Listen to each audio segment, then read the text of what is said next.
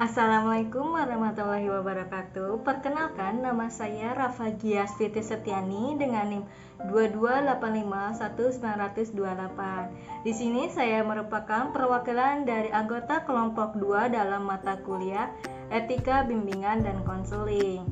Oke, adapun anggota kelompok 2 yaitu terdiri dari Kori Febrianto dengan NIM 22851925 dan saya sendiri Rafa Gias Fitri Setiani dengan NIM 22851928 dan anggota yang terakhir yaitu ada Nurul Alfi Novalinda dengan NIM 22851944. Adapun di sini yang akan saya bahas ada konsep dan pemahaman tentang nilai-nilai pribadi konselor dan nilai-nilai pribadi konseli. Oke, kita ke materi pertama, konsep dan pemahaman tentang nilai. Nilai merupakan esensi yang tertanam dalam diri manusia yang menjadi hal terpenting bagi kehidupan, terutama untuk menentukan apakah yang diambil merupakan langkah yang tepat atau malah sebaliknya. Nilai merupakan sifat yang abstrak, tidak berbentuk nyata atau fakta, melainkan suatu persoalan yang membutuhkan sebuah pembuktian secara terperinci melalui penghayatan. Arti nilai dalam kamus filsafat sebagai berikut. Ada nilai dalam bahasa Inggris yang itu ada value. Lalu ada bahasa Latin valeri yang artinya berguna, mampu akan, berdaya, berlaku, dan kuat.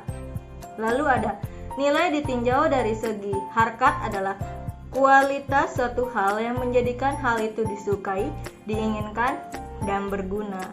Lalu nilai dilihat dalam segi kelebihan adalah sesuatu yang dihargai, bernilai tinggi terhadap sesuatu kebaikan. Adapun perlawanannya, yaitu ada nilai positif adalah tidak bernilai atau nilai negatif. Nilai baik menjadi lawannya yaitu jelek atau tidak baik, sehingga menjadi suatu nilai negatif atau tidak bernilai. Menurut Ahmadi, dalam Jalaluddin dan Idi tahun 2014, dalam rangka mengembangkan dan menjaga eksistensinya sebagai makhluk sosial, manusia senantiasa berhadapan dengan masalah-masalah sosial yang bersinggungan langsung dengan nilai-nilai. Pada prinsipnya, manusia memerlukan nilai-nilai dalam proses interaksinya. Dengan demikian, nilai-nilai akan selalu muncul dalam kehidupan manusia, yaitu ketika manusia mengadakan hubungan sosial atau kegiatan bermasyarakat dengan manusia lainnya.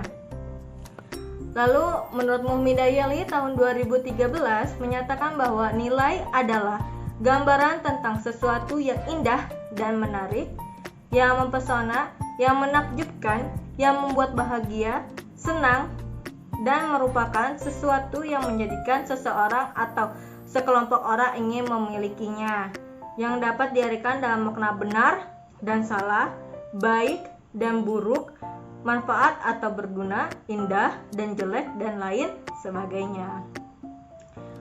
Bimbingan dan konseling sebagai suatu ilmu berkembang dengan berlandaskan pada nilai-nilai tertentu. Nilai-nilai yang terdapat pada bimbingan dan konseling berpedoman kepada Pancasila dan Undang Dasar 1945. Lebih rincinya, rumusan tentang nilai-nilai ini termuat dalam gubahan yang disusun oleh organisasi profesional yang memayungi bimbingan dan konseling, yaitu Asosiasi Bimbingan dan Konseling Indonesia atau ABKI. Lalu di sini ada nilai-nilai pribadi konselor. Nilai merupakan sesuatu hal yang dianggap baik dan menjadi suatu norma tertentu dalam masyarakat untuk mengatur ketertiban dalam kehidupan sosial masyarakat. Dalam hubungannya, manusia selalu terikat dengan manusia lain dalam hubungan sosial dengan sesamanya. Seringkali juga manusia mengalami suatu permasalahan sosial yang menyangkut dengan nilai yang menjadi suatu norma di masyarakat. Nilai-nilai tersebut menjadi faktor penting antara individu satu dengan individu yang lainnya dalam sebuah hubungan sosial, sehingga nilai akan selalu muncul apabila manusia mengadakan terlibat hubungan sosial dan bermasyarakat dengan manusia lainnya. Kegiatan bimbingan dan konseling pada dasarnya merupakan sebuah aktivitas yang di dalamnya terjadi interaksi timbal balik, karena dalam proses layanannya terjadi sebuah hubungan yang saling mempengaruhi antara konselor dan pihak yang membantunya, yaitu konseli sebagai pihak yang dibantu. Maka dalam hal ini, konselor kita asumsikan sebagai pribadi yang akan membimbing konseli dalam mencapai tujuan tertentu. Maka dalam hubungan ini sangat dibutuhkan adanya kapasitas tertentu yang harus dimiliki oleh seorang konselor.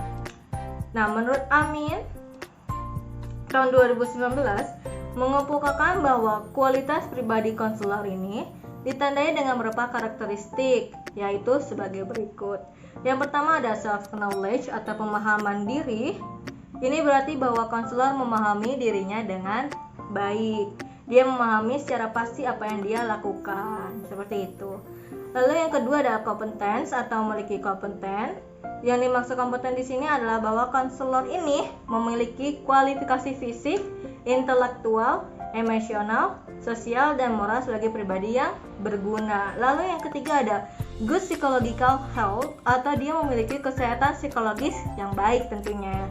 Konselor dituntut untuk memiliki kesehatan psikologis yang lebih baik dari si konselinya. Karena dengan kesehatan psikologis yang baik akan secara positif dapat menunjang keefektifan dari pelaksanaan konseling. Lalu ada trustworthiness, yaitu dapat dipercaya. Kualitas ini berarti bahwa si konselornya ini tidak menjadi ancaman bagi konselingnya.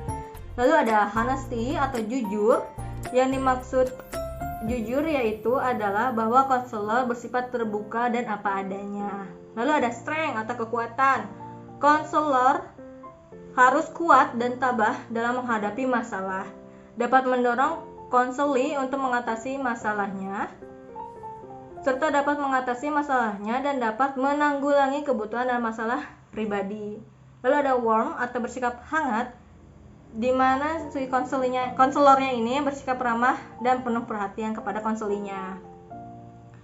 Dan selanjutnya ada aktivis atau responsiveness, yaitu dia pendengar yang aktif. Keterlibatan konselor dalam konseling bersifat dinamis, tidak pasif dan mendengarkan secara aktif. Lalu ada patience atau sabar. Si konselornya memiliki kesabaran dalam proses konseling. Lalu ada sensitivity atau kepekaan, di mana kualitas ini berarti bahwa si konselor menyadari adanya dinamika psikologis yang tersembunyi dalam diri si konseli. Lalu di sini ada nilai-nilai pribadi konseli. Menurut Hartono dan Sudarmaji tahun 2012, konseli adalah individu atau sekelompok orang yang mengalami masalah sehingga mereka membutuhkan bantuan konseling agar dapat menghadapi, memahami, dan memecahkan masalahnya. Tujuan konseling dapat difokuskan pada pengembangan citra diri konseli. Pada konseli, self atau ancaman berpusat pada pribadi atau person-centered person.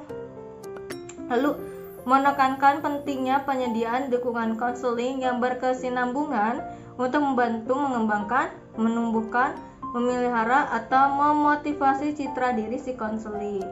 Adapun nilai pribadi konseli yaitu yang pertama, memiliki komitmen yang kuat dalam mengamalkan nilai-nilai keimanan dan ketakwaan kepada Tuhan Yang Maha Esa. Lalu saling menghormati dan menghargai sesama manusia.